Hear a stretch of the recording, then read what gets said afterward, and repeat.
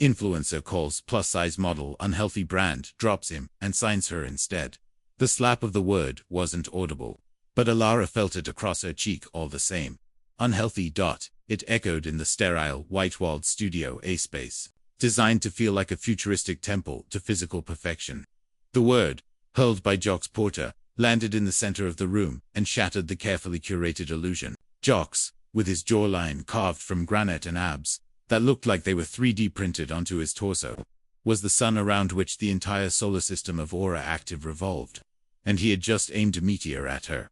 "Let's be real for a second," he said, a smirk playing on his lips as he addressed the camera of his live stream, conveniently ignoring the official Aura Active production crew. His phone was propped on a tripod, a glowing ring light making his teeth look impossibly white. "We're here to celebrate health, aspiration, pushing your limits. And I have to ask, what are we aspirating to here?" He didn't point at Ilara, but he didn't have to. Every eye in the room, the brand executives in their sleek, expensive athleisure, the other influencers with their vacant, camera-ready smiles. The beleaguered production assistant Saul swiveled to her. She stood near a display of new yoga mats, the fabric of her own Aura Active leggings, a size 18, suddenly feeling like a costume she had no right to wear. The air, which moments before had smelled of fresh pressed juice and the faint, clean scent of new rubber, now felt thick with her humiliation. This was the launch of Aura Active's All Bodies campaign, a multi-million-dollar initiative meant to pivot the brand from its exclusive, hard-body image to one of inclusivity. Alara was their showpiece, the first ever plus-size model to be featured in a major Aura campaign, or she was supposed to be. Jax turned his body slightly, creating a subtle but unmistakable visual contrast for his millions of followers. Him, lean, bronzed, a living statue. Her, soft, pale, and, in the unforgiving glare of the studio lights, suddenly monstrous in her own mind. "I'm all for everyone getting on their fitness journey. 100%, he continued, his tone a masterclass in faux sincerity. But you don't start the journey by pretending you're already at the destination. You don't put a participation trophy on the winner's podium. It's a disservice, it's unhealthy. It's telling people it's okay to be unhealthy. And I can't, in good conscience, put my name on that." Silence. It was a profound, suffocating void. The only sound was the faint hum of the air conditioning. The brand's head of marketing, a woman named Sarah, who had personally championed Alara, stood frozen, her face a mask of horrified disbelief. She looked like a deer caught in the headlights of a multi-vehicle pile-up. Jax had gone rogue. This wasn't part of the script. This was a coup, broadcast live to 3.7 million people. He was the brand's biggest star. A man who could sell out a new line of protein powder in 6 minutes with a single Instagram story. He was holding Aura Active hostage, and he was using Ilara's body as the ransom note. The bystanders watched, their faces a mixture of pity and morbid curiosity. They were hyenas circling a wounded lion, waiting to see if it would get up or if it was time to feast. Ilara could feel their collective gaze, a physical weight pressing down on her. A few other influencers had their phones out, not aimed at Jocks, but at her, capturing her reaction for their own B-roll of the drama. She wanted the floor to swallow her. She wanted to shrink, to become so small she was nothing but a speck of dust on the polished concrete. Her heart hammered against her ribs, a frantic bird trapped in a cage. She met Jocks's eyes for a fleeting second. There was no remorse there, only the cold, calculating glint of a man who knew exactly what he was doing. He was consolidating his power, reinforcing his brand of brutal, uncompromising perfection, and she was just collateral damage. She turned, her movements stiff and robotic, and walked away from the lights, away from the silent, staring crowd. She didn't run. She wouldn't give them the satisfaction. Each step was an eternity. The back of her neck prickled, and she knew, with a gut-wrenching certainty, that every single phone was following her exit. She pushed open a heavy door and found herself in a long, empty hallway. The sound of the launch event instantly muffled. She kept walking until she found what she was looking for, a bathroom. Not the fancy guest restroom, with the Aura-branded hand soaps and linen towels, but a stark, utilitarian staff bathroom. At the far end of the building, the door clicked shut, behind her, and the silence was absolute. It was a different kind of silence than the one in the studio. This one was a relief. She leaned her forehead against the cool metal of the door, her breath coming in ragged, shallow gasps. Her body began to tremble, a delayed reaction to the shock. She looked at herself in the cheap, warped mirror above the sink. The woman staring back at her was a stranger. Her face was blotchy, her eyes wide with a pain so deep it felt ancient. The confident, smiling model who had walked into the studio 2 hours ago was gone. In her place was this wrecked, unhealthy dot. The word was a virus, and it was replicating in her mind, infecting every thought. Was he right? She thought about the years of work she had put in, the gym sessions with her trainer, not to lose weight, but to be strong, to be able to hike for miles, to hold a plank for 3 minutes straight. She thought of her food blog, where she celebrated nutritious, joyful eating, showing that a healthy relationship with food wasn't about deprivation. She thought of the thousands of messages she received from women and girls who said she had helped them see themselves differently. To love the skin they were in. Was all of that a lie? Was she just a fraud, deluding herself and everyone else? The humiliation was a physical entity. It coiled in her stomach, a venomous snake. She felt it creeping up her throat, hot and acidic. She gripped the edge of the sink, her knuckles turning white. For a moment, she was back in middle school, the last one picked for dodgeball. She was at her senior prom, watching from the sidelines as her friends danced with their dates. She was at a family gathering, listening to an aunt whisper to her mother, "Is she doing anything about her weight?" Every single moment of shame, every snide comment, every judgmental stare she had ever endured came rushing back, a tidal wave of inadequacy. And it all culminated in this, a public execution of herself, the fourth broadcast for the world to see. She slid down the wall, her back scraping against the rough tile, until she was sitting on the cold, linoleum floor. She pulled her knees to her chest and finally let the tears come. They were silent, hot tears of rage and shame, and a grief so profound she couldn't name it. She wasn't just crying for herself. She was crying for every person who had ever been made to feel like they were not enough. She sat there for what felt like hours, a crumpled heap in a forgotten corner of a building dedicated to beauty she apparently didn't possess. The fire of her ambition, the one that had burned so brightly, felt like it had been extinguished, leaving behind nothing but cold, wet ash. This was it. Her career was over before it had even truly begun. Jocks had won. He had defined her, labeled her, and that label would now follow her forever. Unhealthy. Her phone, which she'd clutched in her hand during her walk of shame, buzzed, and then again, and again. It vibrated against her leg, a relentless, annoying insect. She ignored it. It was probably her agent, or her mom, or her best friend, all having seen the live stream. She couldn't talk to anyone. She couldn't hear their pity. But the buzzing didn't stop. It was incessant. With a sigh of weary resignation, she wiped her eyes with the back of her hand and looked at the screen. It was a flood. Her notifications were exploding at a rate she had never seen before. It wasn't just texts. It was Instagram tags, Twitter, mentions, DMIs. She opened Twitter, her hands still shaking. #aura of shame was trending. Her eyes widened. She tapped the hashtag. The first thing she saw was the clip. It was grainy, filmed from a low angle, but it was unmistakable. It was Jocks, his face sanctimonious in his ring light. It was her, standing frozen in the background. The user who had posted it was a micro-influencer named @FitFeminist, and her caption was simple. "This is not fitness. This is bullying." @oractive. The video had 1.2 million views.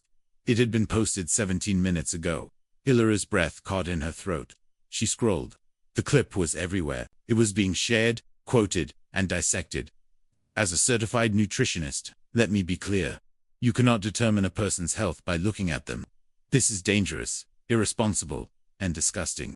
Dr. Anjali Kumar, verified account. Wow. @oractive really said our All Bodies campaign means all bodies we deem worthy. The sheer arrogance of Jocks Porter to think his opinion on someone else's body is not only welcome but necessary. The misogyny is screaming.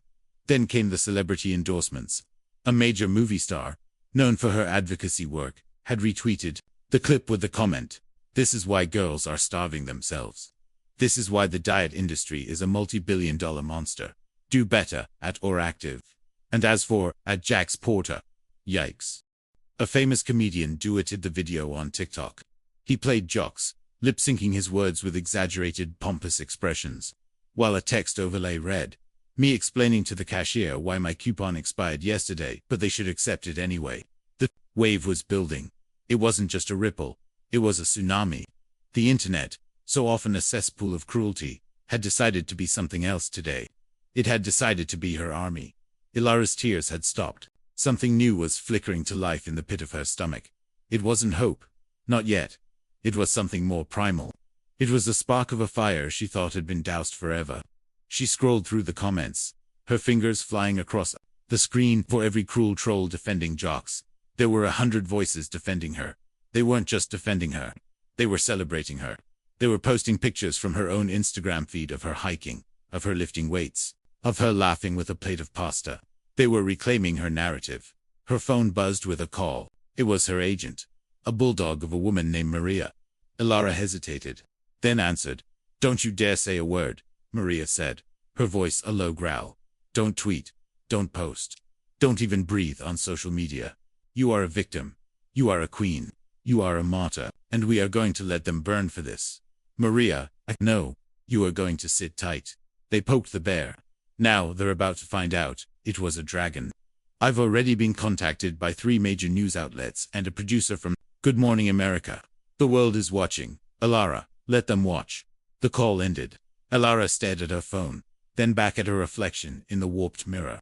The blotchy, tear-stained face was still there, but something had changed in her eyes. The flicker of defiance was no longer a flicker. It was a flame dot. The machine that Jocks had so expertly manipulated had turned on him.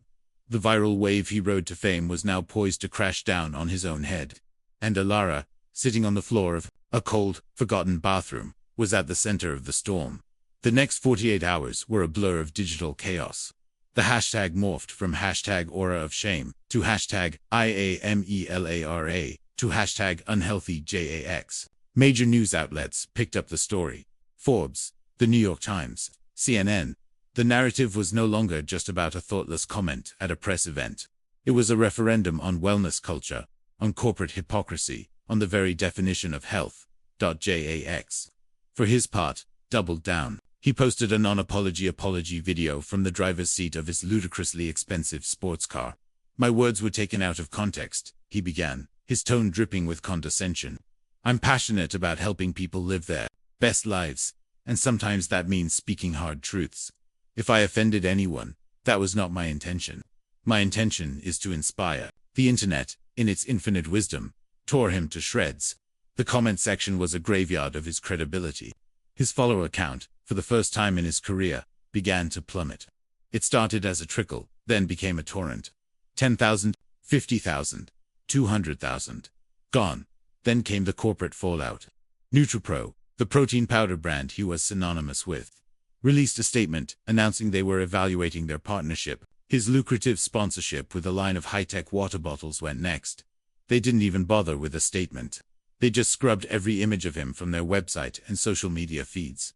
The main event, however, was Aura Active. The brand was in full-blown crisis mode. They had issued a hasty apology within an hour of the incident, but it was seen as weak and insufficient. "We at Aura Active believe in wellness for all. We do not condone the comments made by Jocks Porter. They do not reflect our values." The public wasn't buying it. The comments were relentless. "Then why is he still the face of your brand? Fire him. Your values are profit. We see you." Ilara watched it all unfold from the sanctuary of her small apartment. Maria had been adamant. "Stay silent. Let the narrative build. Don't become the angry, scorned woman. Become the dignified, wronged muse." And so she did. She unplugged, ordered takeout, and watched old movies. But every hour, she would allow herself a 5-minute check-in. The numbers were staggering. Her own follower count had exploded, gaining over 1 million new followers in 2 days. Her DMIs were a waterfall of support, filled with personal stories from people who had felt the same sting of judgment she had. She was no longer just Ilara. She was a symbol. On the 3rd day, the call came.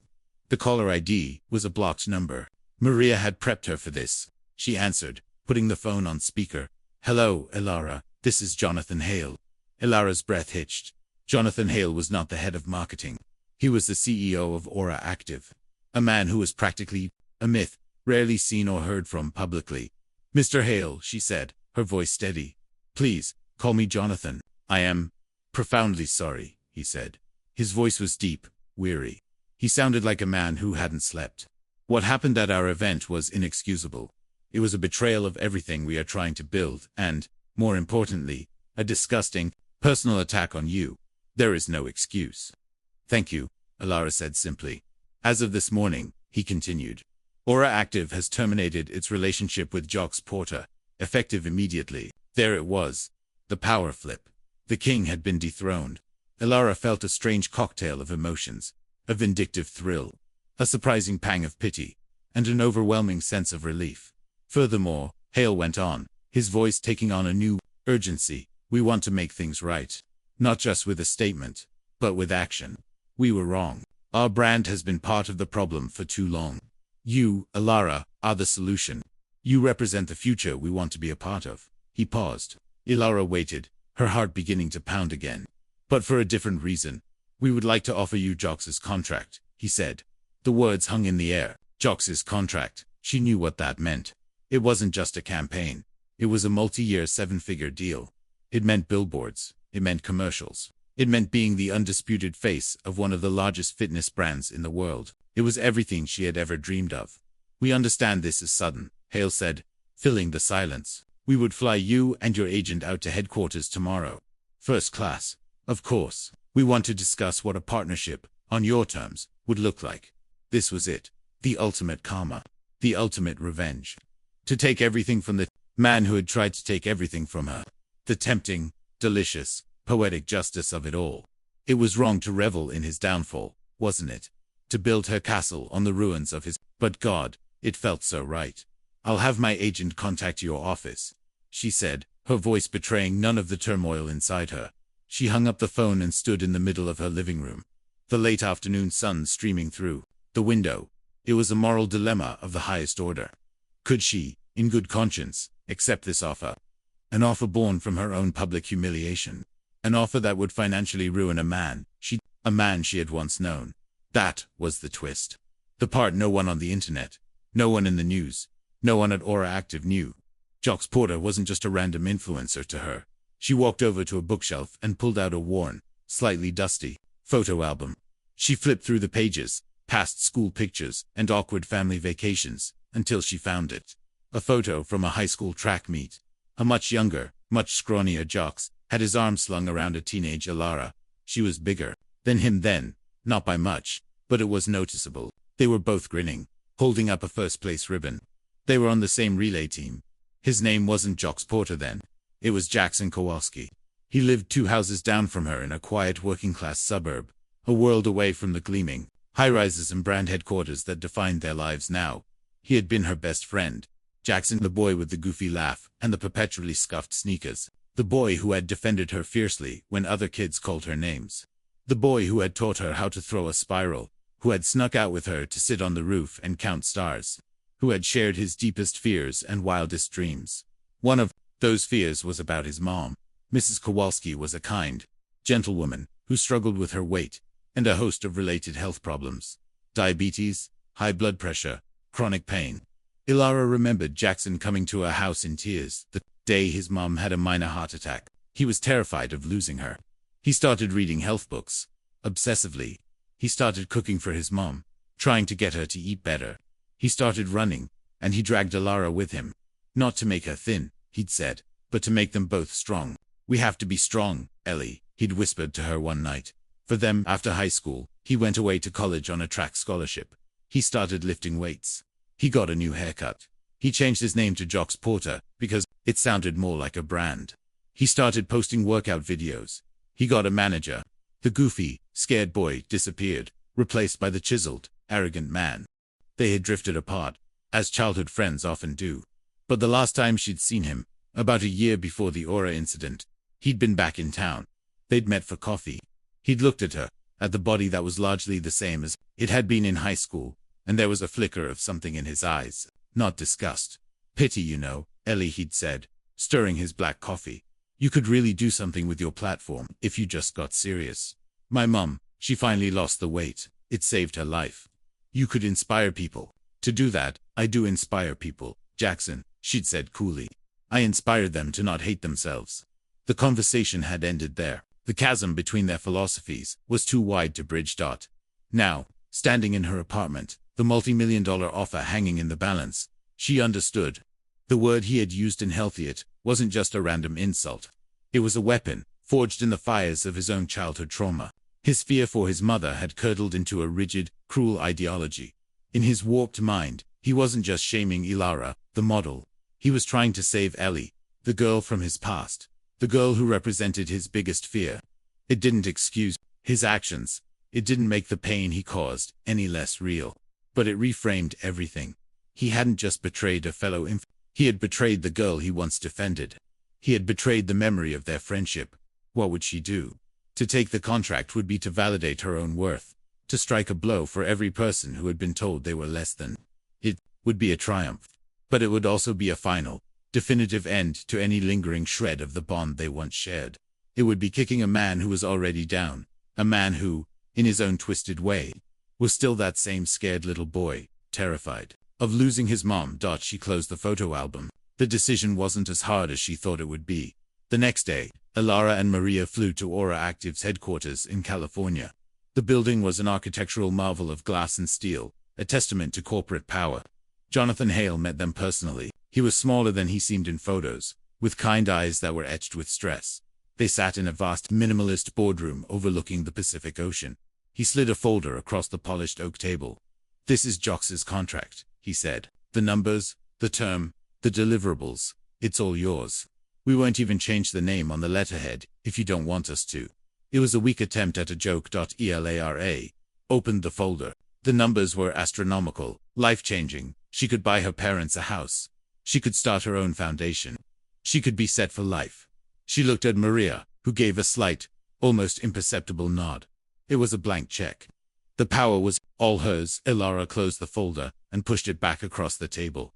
"Thank you, Jonathan," she said, her voice clear and strong. "This is an incredible offer, but I don't want his contract." Hale looked confused. Maria's expression didn't change, but Ilara could feel her surprise. "I don't want to be the new Jox," Ilara continued. "I don't want to be a replacement. I want to be the first LRA. I want a new contract. A contract that reflects a new direction for this brand. A contract that has clauses for mental health support for your ambassadors.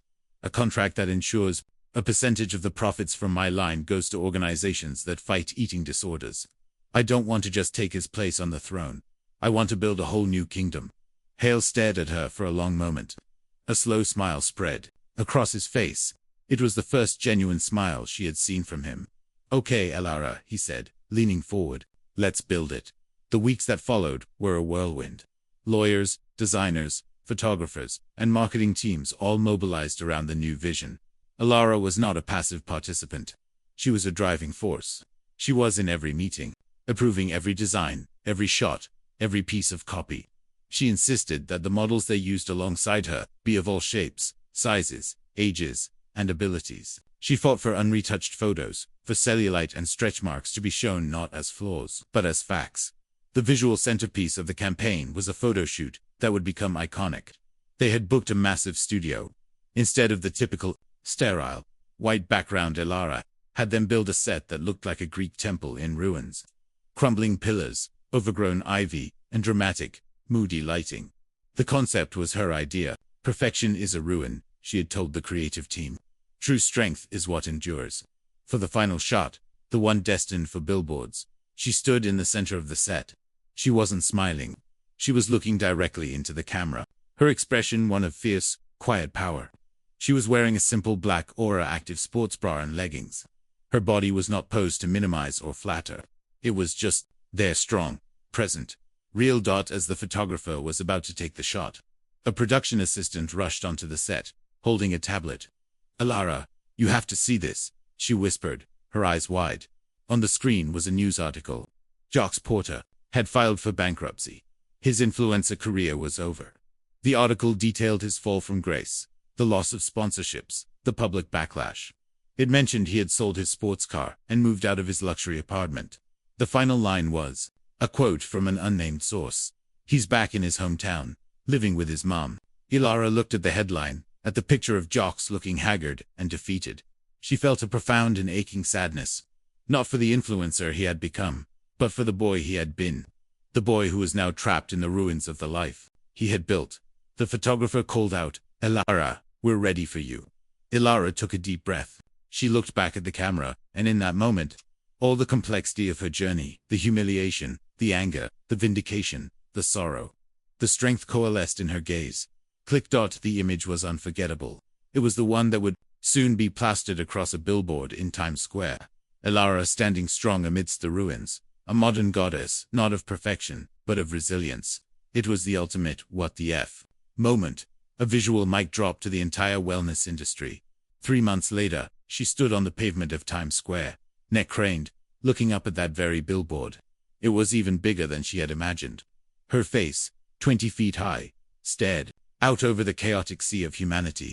The tagline beneath her image was simple: Aura, unbreakable. Her phone buzzed. It was a text from a number she didn't recognize. Ellie, it's Jackson. I saw the billboard. You look strong. My mom saw it too. She said, you look beautiful. I'm sorry for everything. Elara read the text, a single tear tracing a path down her cheek. She typed a reply, hesitated, then deleted it. Some things couldn't be fixed with words. Some things just had to be. She looked back up at the billboard. She hadn't taken his contract, but she had taken his place. She hadn't destroyed him, but his own cruelty had. She had won, but it didn't feel like a victory. It felt like a responsibility. True strength isn't about the body you have, but the character you build. Cruelty always collects its debt. Where are you reading this from?